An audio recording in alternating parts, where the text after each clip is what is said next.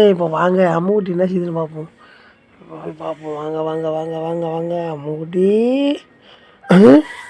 அம்முக்குட்டி தூங்குதுங்க.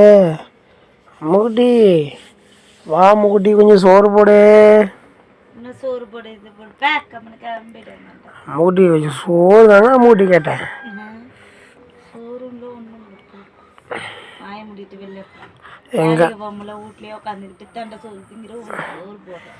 அம்முக்குட்டி இப்போ வேலைக்கு போயிட்டு வந்து தான் அம்முக்குட்டி சோறு கேட்குறேன். மத்தியானம் சாப்பாடு கொடுணும். எங்கே வேலைக்கு போனேன் இங்கேருந்து சும்மா களத்துக்கு ஓடி போயிட்டு வந்தேன். ஐயோ வேலையா பூதம் கொண்ட யானை மாரி படுத்து கிடந்துக்கிட்டு என்னென்ன வேலை காட்டுது பாரு.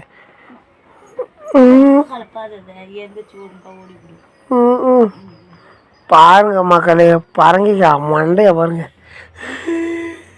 பரங்கிக்காய் மண்டை பூசணிக்காய் மண்டையா? பரங்கிக்காய் மண்டை தான் குழம்புக்கு ஆகும். பூசணிக்காய் மண்டை எடுத்து தெருவில் தான் போட்டு உடைப்பாங்க. எதுக்கு? சரி கண்ணு போட்டுருன்னு.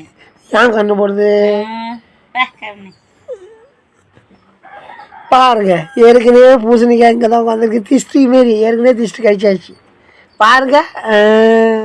எழுத்து போத்திக்கிங்க போத்திட்டு போகிறது.